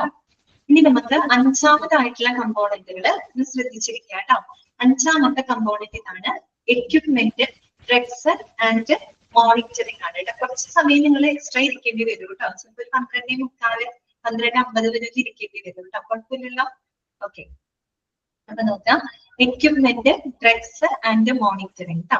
ഇനി നമ്മൾ ഒരു പേഷ്യന്റിനെ ട്രാൻസ്ഫർ ചെയ്യുന്ന സമയത്ത് എന്തൊക്കെ എക്യുപ്മെന്റ്സുകള്, എന്തൊക്കെ ഡ്രഗ്സുകള്, എന്തൊക്കെ മോണിറ്ററിംഗ് സംവിധാനങ്ങളാണ് നമ്മൾ ആ ഒരു ആംബുലൻസ് സെറ്റ് ചെയ്യേണ്ടത് കേട്ടോ. അതിനെ പറ്റിയിട്ടാണ് ഇവിടെ പറയുന്നത്. ജസ്റ്റ് വായിക്കാം. ഫസ്റ്റ് പോയിന്റ് ഇതാണ്, A proper inspection with the provision of all life saving drugs is compulsory for the transfer of all patients with the level 1, 2 and 3 critical care needs. നമ്മൾ കഴിഞ്ഞ ക്ലാസ്സിൽ ലെവൽ 1, 2, 3 ലെവൽ ഓഫ് പേഷ്യൻസിന് നമ്മൾ കണ്ടിരുന്നു. Level 0 പേഷ്യൻസിന് ആരും accompany ചെയ്യേണ്ട കാര്യമില്ല, അറിയാലോ.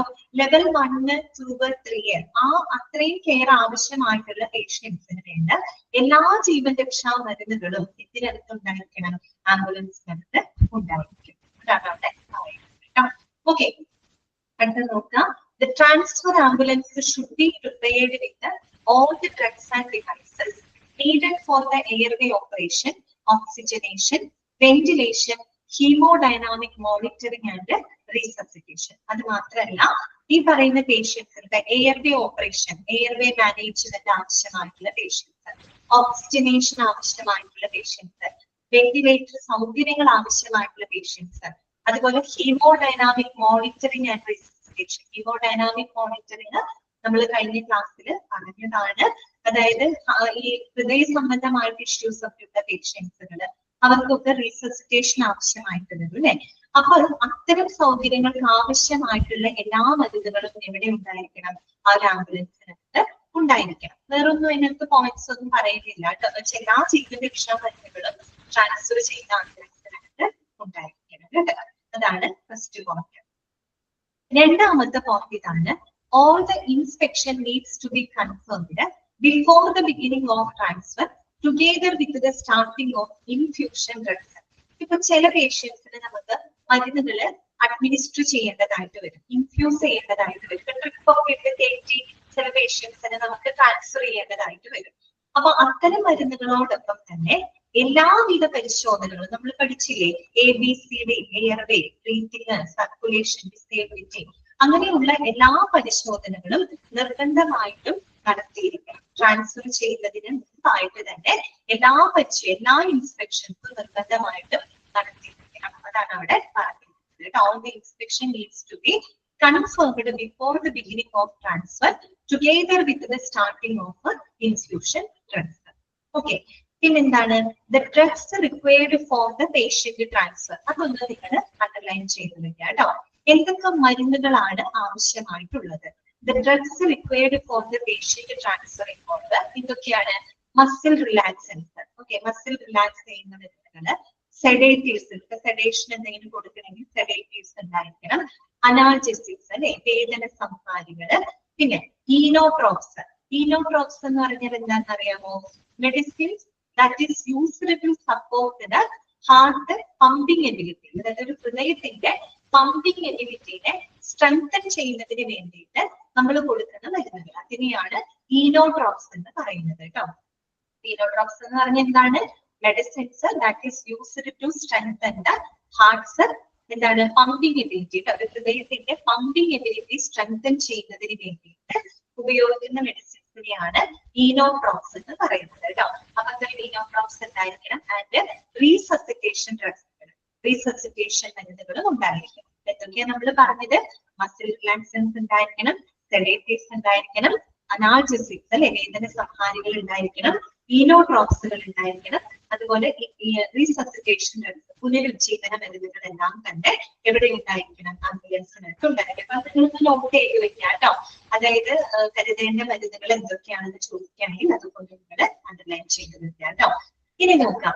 The person responsible to patient transfer should assure correct supplies of these emergency drugs. Some of these drugs may be needed to be prepared in pre-filled syringes before the transfer.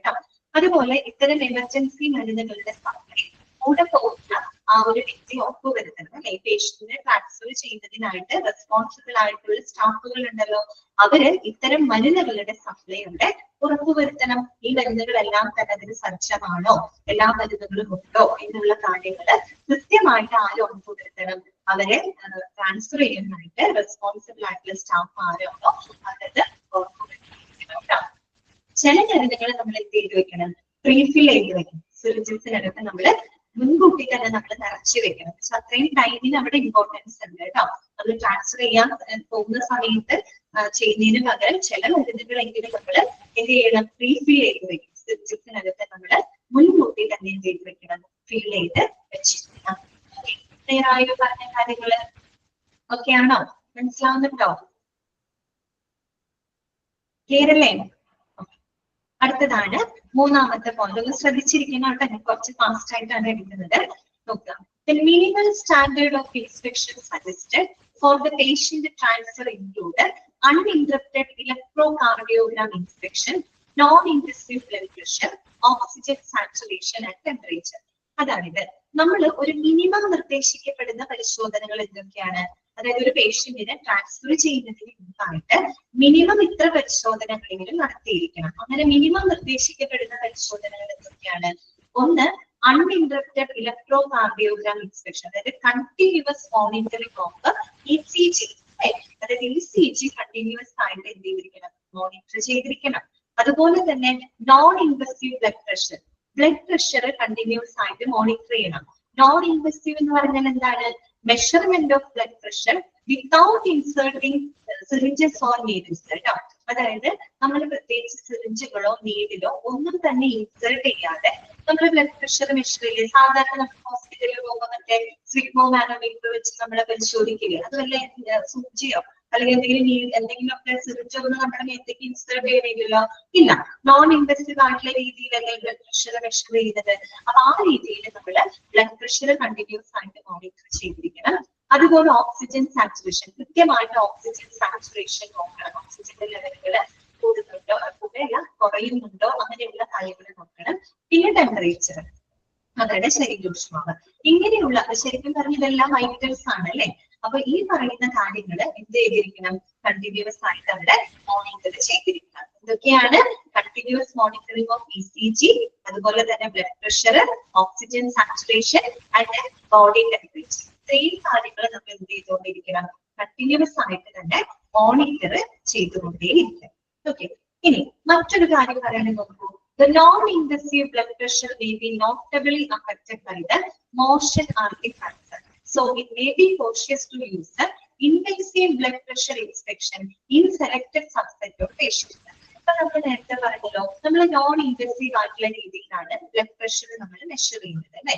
പലപ്പോഴും നമ്മളിങ്ങനെ non invasive ആയിട്ട് blood pressure measure ചെയ്യുമ്പോൾ ഈ movements മൂലം, അതാണ് motion artefacts എന്ന് പറയുന്നത്. Patient വണ്ടിയിൽ ഇങ്ങനെ പോകുന്ന സമയത്ത് മൂവ്മെന്റ്സ് മൂലം ചിലപ്പോൾ കറക്റ്റ് ബ്ലഡ് പ്രഷർ നമുക്ക് കിട്ടിയെന്ന് വരില്ല. അതായത് ഈ ബ്ലഡ് പ്രഷറിൽ ചെറിയ എന്താ മെഷർമെന്റ്സിൽ വാരിയേഷൻ വന്നേക്കാം. എന്തുകൊണ്ട്? Due to the motion artifact. Motion artifact എന്ന് വെച്ചാൽ മൂവ്മെന്റ്സ് ആണ്. ഈ വണ്ടിയിൽ നമ്മൾ ഇങ്ങനെ കൊണ്ടുപോകുന്ന സമയത്ത് നമ്മൾ പോലും അറിയാതെ നമ്മുടെ ബോഡി മൂവ് ചെയ്യുന്നുണ്ട് അല്ലെ. അപ്പൊ ആ മൂവ്മെന്റ്സ് മൂലം ചിലപ്പോൾ എന്ത് സംഭവിക്കാം? ബ്ലഡ് പ്രഷർ മെഷർമെന്റ്സിൽ ചെറിയ വാരിയേഷൻസുകൾ ഉണ്ടായേക്കാം. അപ്പൊ നമുക്ക് കറക്റ്റ് മെഷർമെന്റ് കിട്ടില്ല. അപ്പൊ എന്ത് ചെയ്യണം? കറക്റ്റ് മെഷർമെന്റ് കിട്ടുന്നതിന് വേണ്ടിയിട്ട് ഇൻവെസീവ് ആയിട്ടുള്ള ബ്ലഡ് പ്രഷർ എടുക്കേണ്ടി വരും. ഇൻവെസീവ് എന്ന് പറയുന്നത് എന്താണ്? നമ്മൾ എന്തെങ്കിലും സിറിഞ്ചോ നീഡിലോ നമ്മുടെ ആർട്ടറിയിലേക്ക് ഇൻസേർട്ട് ചെയ്തുകൊണ്ട് ഡയറക്റ്റ് ആയിട്ട് നമ്മൾ ബ്ലഡ് പ്രഷർ മെഷർ ചെയ്യേണ്ടതായിട്ട് വരും. അങ്ങനെ നമ്മൾ നീഡില് ഇൻസേർട്ട് ചെയ്തുകൊണ്ട് ബ്ലഡ് പ്രഷർ മെഷർ ചെയ്യുന്ന കറക്റ്റ് മെഷർമെന്റ് ആയിരിക്കും നമുക്ക് അതിലൂടെ ലഭിക്കുന്നത്. ഓക്കെ, അതാണ് അവിടെ പറയുന്നത്. May be cautious to use the invasive blood pressure inspection in selected subset of patients. ചില സെലക്ടഡ് ആയിട്ടുള്ള പേഷ്യൻസിൽ ചിലപ്പോൾ നമുക്ക് എന്താണ് ഇൻവെസീവ് ആയിട്ടുള്ള ബ്ലഡ് പ്രഷർ മെഷർമെന്റ് എടുക്കേണ്ടതായിട്ട് വരും. കാര്യം എന്ന് വെച്ചാൽ മൂവ്മെന്റ് മൂലം ചിലപ്പോൾ വാരിയേഷൻ കാണിക്കാം. ആ വാരിയേഷൻ നമുക്ക് എടുക്കാൻ പറ്റില്ല. അതുകൊണ്ട് ഇൻവെസീവ് ആയിട്ടുള്ള രീതിയിൽ വെച്ചാൽ നമ്മൾ നേരിട്ട് സിറിഞ്ചോ അല്ലെങ്കിൽ എന്തെങ്കിലും ആർട്ടറിയിലേക്ക് ഇൻസേർട്ട് ചെയ്തിട്ട് നമ്മൾ ആ രീതിയിൽ ബ്ലഡ് പ്രഷർ മെഷർ ചെയ്യേണ്ടതായിട്ട് വരും. അതാണ്. The non-invasive blood pressure may be notably affected by the motion artifact, so it may be cautious to use the invasive blood pressure inspection in selected subset of patients. Okay, clear ആയല്ലോ? അടുത്ത point ഇതാണ്. All the inspection equipment should be secured accurately and should be placed below the level of the patient for the uninterrupted inspection. ഈ പറയുന്ന എല്ലാ പരിശോധനകളും യാതൊരു വിധത്തിലും തടസ്സമില്ലാതെ നടക്കുന്നതിന് വേണ്ടിയിട്ട് എല്ലാ എക്യുപ്മെന്റ്സുകളും ആ ആംബുലൻസിനകത്ത് രോഗിയുടെ അടുത്തായിട്ട് സജ്ജമാക്കിയിരിക്കണം കേട്ടോ. എന്നുവെച്ചാൽ പ്രത്യേകിച്ച് ഈ പരിശോധനകളൊക്കെ നടക്കേണ്ടതാണ്. അപ്പൊ അതിന് യാതൊരു തടസ്സവും വരരുത്. എല്ലാ എക്യുപ്മെന്റ്സുകളും നമ്മൾ ആംബുലൻസിൽ രോഗിയുടെ അടുത്തായിട്ട് തന്നെ സജ്ജമാക്കി വെച്ചിരിക്കണം. പിന്നെന്താണ്? Electrical devices must be functional on battery power with the provision of extra batteries during transfer. Electrical devices ഒക്കെ അറിയാം, നമ്മൾ ബാറ്ററി പവർ ഉപയോഗിച്ചുകൊണ്ടാണ് അവയെ പ്രവർത്തിപ്പിക്കുന്നത്. ഇലക്ട്രിക്കൽ ഡിവൈസസ് ആകുമ്പോൾ അപ്പൊ ബാറ്ററി പവർ ഉപയോഗിച്ചാണ് പ്രവർത്തിക്കുന്നത്. അതുകൊണ്ട് തന്നെ നമ്മൾ അഡീഷണൽ ബാറ്ററി സംവിധാനങ്ങൾ അവിടെ കരുതിയിരിക്കണം കേട്ടോ. അഡീഷണൽ ബാറ്ററി നമ്മൾ കരുതിയിരിക്കണം. കാര്യം എന്തെങ്കിലും കാരണം വെച്ചാൽ എന്തെങ്കിലും ചാർജ് തീരെയോ അങ്ങനെയൊക്കെ ഉണ്ടായി കഴിഞ്ഞാൽ നമ്മൾ അഡീഷണൽ ആയിട്ട് ബാറ്ററികൾ നമ്മൾ ചെയ്തിരിക്കണം, കരുതിയിരിക്കണം കേട്ടോ. അതാണ് അവിടെ പറയുന്നത്. Electrical devices must be functional of battery power with the provision of extra batteries during transfer. Extra ബാറ്ററികൾ നമ്മൾ കരുതിയിരിക്കണം. ഓക്കെ, അടുത്ത പോയിന്റ് നോക്കിയേ. The patients on ventilator must be shifted on portable transport ventilators with the provision of a display of alarms associated with the tidal volume, airway pressure, inspiratory expiratory ratio, inspired oxygen fraction and respiratory rate. ഇനി already വെന്റിലേറ്ററിലുള്ള പേഷ്യൻസിനെയാണ് നമ്മൾ shift ചെയ്തിരിക്കട്ടെ. അപ്പൊ ventilator സൗകര്യത്തിലുള്ള ആംബുലൻസിൽ വേണം നമ്മൾ എന്ത് ചെയ്യുന്നുണ്ട്, അവരെ transfer ചെയ്യാനായിട്ട്. ഓൾറെഡി ഹോസ്പിറ്റലിൽ വെന്റിലേറ്ററിലുള്ള പേഷ്യന്റ് ആണെന്ന് വിചാരിക്കും. അവരെ നമ്മൾ ട്രാൻസ്ഫർ ചെയ്യുമ്പോൾ വെന്റിലേറ്റർ സൗകര്യങ്ങളുള്ള ആംബുലൻസിൽ നിന്ന് അവരെ നമ്മൾ ഷിഫ്റ്റ് ചെയ്യാനായിട്ട് കേട്ടോ. അത് കൂടാതെ അലാം സംവിധാനങ്ങളും ഉണ്ടായിരിക്കണം. എന്തിനാ അലാം സംവിധാനങ്ങൾ വെക്കുന്നത്? ഒന്ന് associate with tidal volume. Tidal volume എന്ന് പറഞ്ഞാല് എന്താണ്, amount of air moves in and out during each breath. അതായത് വെന്റിലേറ്ററിലുള്ള പേഷ്യന്റ് ആണല്ലോ, അപ്പൊ ഓരോ വെന്റിലേഷനിലാണ് മെക്കാനിക്കൽ വെന്റിലേഷനിലൂടെയാണ് അത് ശ്വസിക്കുന്നത്. അപ്പൊ ഓരോ ശ്വാസത്തിലും എത്ര എയർ അവരുടെ അകത്തേക്ക് കയറുന്നുണ്ട്, എത്ര എയർ പുറത്തേക്ക് പോകുന്നുണ്ട് എന്നതിന്റെ അളവാണ് ടൈഡൽ വോളിയം എന്ന് പറയുന്നത് കേട്ടോ. ടൈഡൽ വോളിയം എന്ന് പറയുമ്പോൾ amount of air moves in and out during each breath. ഓരോ ബ്രീത്ത് എടുക്കുമ്പോഴും വെന്റിലേറ്ററിലാണ്, അപ്പൊ വെന്റിലേറ്ററിന്റെ സഹായത്തോടു കൂടിയാണ് അത് ശ്വസിക്കുന്നത്. ഓരോ ശ്വസനത്തിലും അവരകത്തേക്ക് എടുക്കുന്നതും പുറത്തേക്ക് വിടുന്നതുമായിട്ടുള്ള എയർ ഉണ്ടല്ലോ, അതിന്റെ അളവാണ് ടൈഡൽ വോളിയം എന്ന് പറയുന്നത് കേട്ടോ. പിന്നെ എയർവേ പ്രഷർ. എയർവേ പ്രഷർ എന്ന് വെച്ചാൽ the pressure exerted on the airway during mechanical ventilation. വെന്റിലേറ്ററിൽ വെച്ചിട്ടാണല്ലോ ഇത് ശ്വസിക്കുന്നത്. അപ്പൊ അവരുടെ എയർവേക്കകത്ത് ശ്വാസനാളത്തിനകത്ത് അനുഭവപ്പെടുന്ന പ്രഷർ, ഓക്കെ, ആ പ്രഷർ ആണ് എയർവേ പ്രഷർ എന്ന് ഉദ്ദേശിക്കുന്നത്. പിന്നെ ഇൻസ്പിരേറ്ററി എക്സ്പിരേറ്ററി റേഷ്യോ എന്ന് പറയുന്നത് അവര് അകത്തേക്ക് ശ്വാസം എടുക്കുമ്പോഴും പുറത്തേക്ക് വിടുന്ന സമയത്ത് ആ ടൈമുകൾ തമ്മിലുള്ള റേഷ്യോ.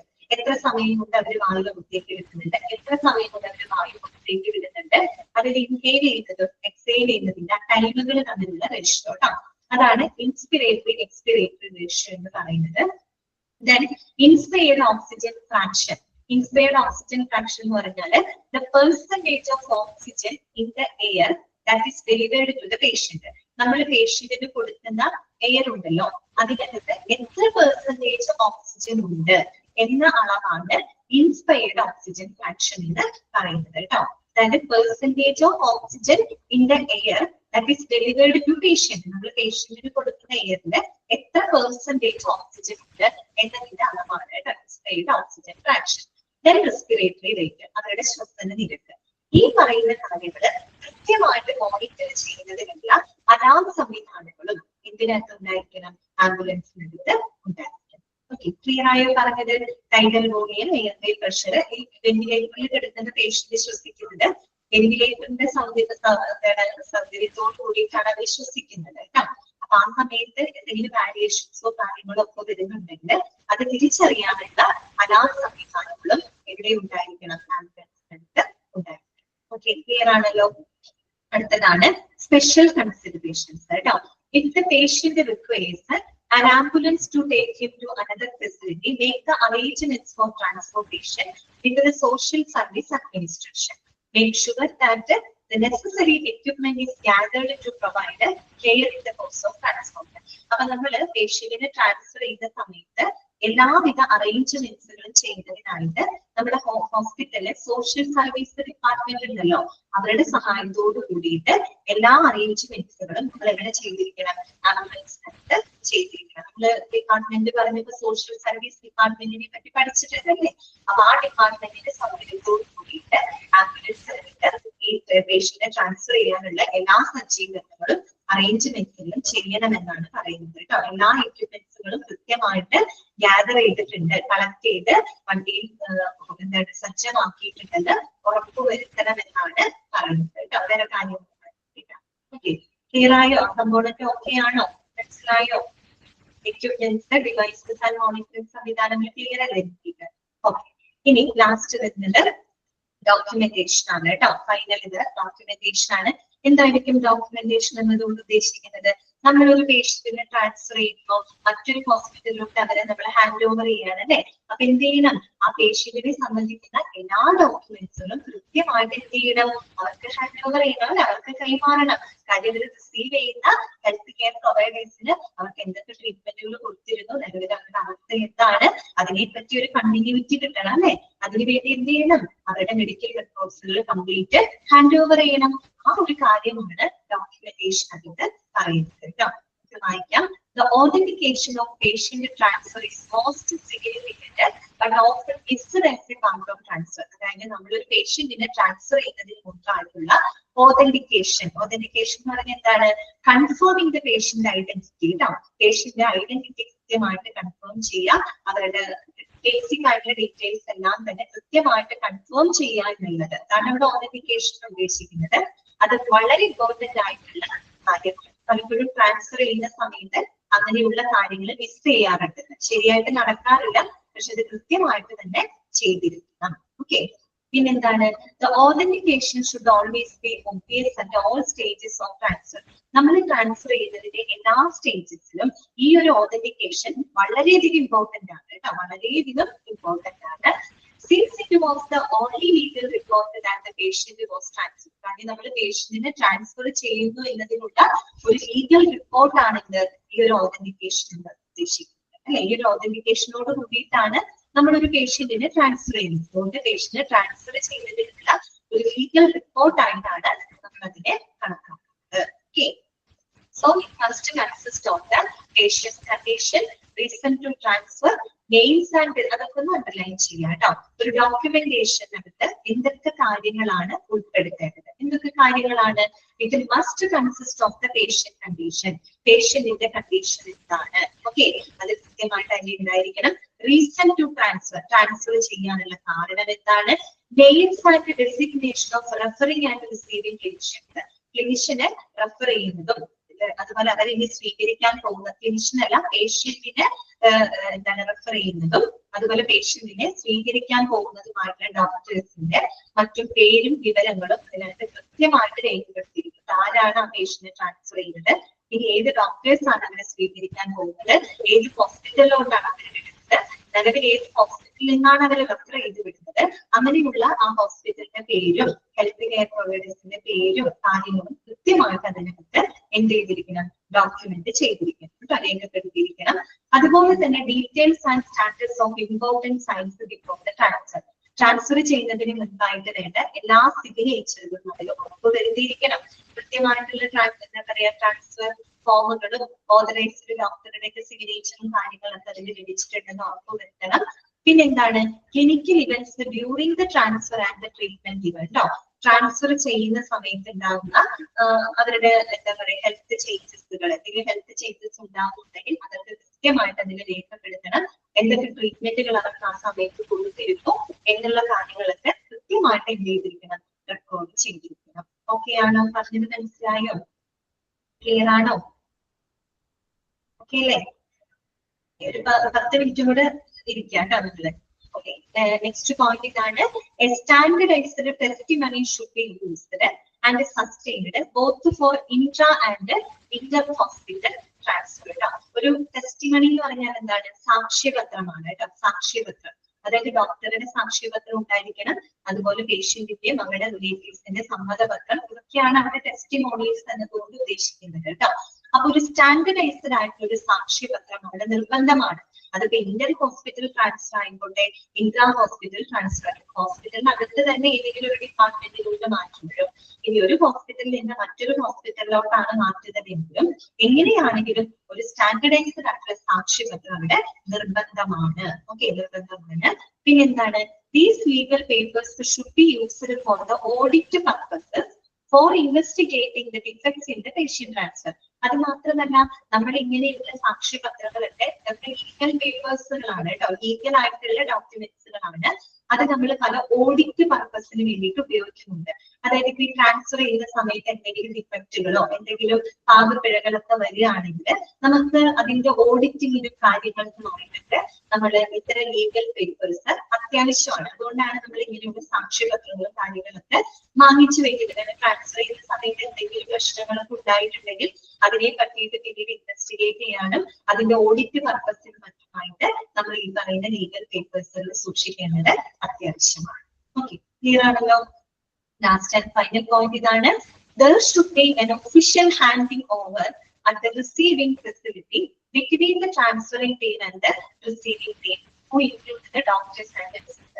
അതുപോലെ തന്നെ വളരെ നമ്മളിപ്പോ റെഫർ ചെയ്തിട്ട് നമ്മള് ട്രാൻസ്ഫർ ചെയ്യുന്ന ഹോസ്പിറ്റലിലോട്ട്, അതായത് പേഷ്യന്റിന് ഇനി ആരാണോ റിസീവ് ചെയ്യാനായിട്ട് പോകുന്നത് ആ ഒരു ഫെസിലിറ്റിയിലെ ടീം അംഗങ്ങളുമായിട്ട് നല്ലൊരു ഒഫീഷ്യൽ ആയിട്ട് തന്നെ നമ്മൾ ഡോക്യുമെന്റ്സ് എന്ത് ചെയ്തിരിക്കണം? ഹാൻഡ് ഓവർ ചെയ്തിരിക്കണം. അതായത് റെഫർ ചെയ്യുന്ന ഹോസ്പിറ്റല് അവരിനി പേഷ്യൻസിനെ ഇനി സ്വീകരിക്കാൻ പോകുന്ന ഹോസ്പിറ്റൽ ഏതാണ്, ഈ പറയുന്ന എല്ലാ ഡോക്യുമെന്റ്സുകളും ഒഫീഷ്യൽ ആയിട്ട് നമ്മൾ എന്ത് ചെയ്തിരിക്കണം? ഹാൻഡ് ഓവർ ചെയ്തിരിക്കണം കേട്ടോ. അതാണ് ഇവിടെ പറഞ്ഞത്. The different reports of clinical investigations and diagnostic studies should be transferred to the acquiring team. അതുപോലെ ഈ പേഷ്യന്റിന്റെ ക്ലിനിക്കൽ ഇൻവെസ്റ്റിഗേഷൻസും ഡയഗ്നോസ്റ്റിക് സ്റ്റഡീസുമായിട്ട് ബന്ധപ്പെട്ട എല്ലാ റിപ്പോർട്ടുകളും എന്ത് ചെയ്യണം? അവരുടെ റിസീവിംഗ് ഫെസിലിറ്റിയിലേക്ക് ട്രാൻസ്ഫർ ചെയ്തിരിക്കണം. അതായത് പ്രോപ്പർ ആയിട്ട് ഒഫീഷ്യൽ ആയിട്ട് തന്നെ എന്ത് ചെയ്തിരിക്കണം? ഈ പറയുന്ന ഡോക്യുമെന്റ്സ് ഹാൻഡ് ഓവർ ചെയ്തിരിക്കണം. ക്ലിയർ ആണോ നിങ്ങൾക്ക്? ഓക്കെ ആണോ? മനസ്സിലായ കാര്യങ്ങള് ഓക്കെ ആണോ? ഞാൻ അൺമ്യൂട്ട് ചെയ്യാണ്. ആൻഡ് അപ്പൊ നമ്മള് ഇന്നത്തോടുകൂടി നമ്മുടെ ക്ലാസ് ചെയ്യാണ്. നിങ്ങളോട് ഒരുപാട് താങ്ക്സ് പറയാനായിട്ട് നല്ല കുട്ടികളാണ്. ഞാൻ കഴിഞ്ഞ ദിവസം പറഞ്ഞിട്ടുണ്ടായിരുന്നു ഒത്തിരി വലിയ പ്രശ്നങ്ങളോ കാര്യങ്ങളോ ഒന്നും ഇല്ലാത്ത നല്ലൊരു ബാച്ച് ആയിരുന്നു. നിങ്ങളുടെ സപ്പോർട്ടും കൂടി ഉള്ളത് കൊണ്ടാണ് നിങ്ങൾക്ക് നന്നായിട്ട് മുന്നോട്ട് പോകാനായിട്ട് പറ്റിക്കൂട്ടാ. അതിന് ഒരുപാട് താങ്ക്സ് പറയുകയാണ്. പിന്നെ കൂടുതലൊന്നും പറയുന്നില്ല. ഗ്രാജുവേഷൻ സെർവീസ് ഇപ്പോ വരാട്ടോ. അപ്പൊ നിങ്ങളോട് എല്ലാവരോടും ശ്രദ്ധിക്കുകയാണ്. നിങ്ങളുടെ എല്ലാ പ്രാർത്ഥനകളും എല്ലാ നന്മകളും ഉണ്ടാവട്ടെ. കൂടുതൽ എനിക്ക് അറിയില്ല, പറഞ്ഞ ചിലപ്പോ വിഷമവും. അപ്പൊ ഓക്കെ, അപ്പൊ നല്ല കുട്ടികളായിട്ട് ഇരിക്കുക കേട്ടോ. നന്നായിട്ട് പഠിക്കാം, നല്ല മാർക്ക് മേടിക്കാം. നിങ്ങൾക്ക് ജീവിതത്തിൽ എല്ലാ സൗഭാഗ്യങ്ങളും ഉണ്ടാകാനായിട്ട് ഞാൻ ഇപ്പോൾ പ്രാർത്ഥിക്കാം. അപ്പൊ നിങ്ങൾക്ക് ഗ്രാജുവേഷൻ വരുമ്പോ അവിടെ വെച്ച് നമുക്ക് കാണാം കേട്ടോ. ഓക്കെ, അപ്പൊ അഡ്വാൻസ് ആയിട്ട് തന്നെ ഓണാശംസകൾ പറയാണ് കേട്ടോ. എപ്പോഴും നിങ്ങൾ ഹോസ്പിറ്റലിലെ ടീച്ചേഴ്സിൽ ഒരൊക്കെ നല്ല മനസ്സിലുണ്ടാവും വിചാരിക്കും കേട്ടോ. Okay, happy Onam.